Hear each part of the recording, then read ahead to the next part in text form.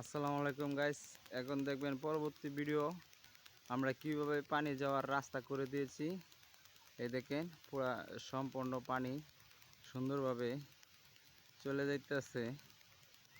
এই দেখেন কোনোখানে পানি বাজার মতো কোনো জায়গা নেই, সম্পূর্ণ একদম সাদা ফকফক হয়ে গেছে। এই দেখেন এভাবে আমরা আধা কিলো জায়গা পরিমাণ পানি লাইন ক্লিয়ার করেছি। এখন কোনো জায়গায় কোনো ত্রুটি রাখিনি কাজে। হ্যাঁ, এই দেখেন সুন্দরভাবে পানি পরিষ্কার হয়ে যেতেছে, পরিষ্কারভাবে। এই দেখেন পানি কিভাবে স্পিডে চলে যাইতেছে।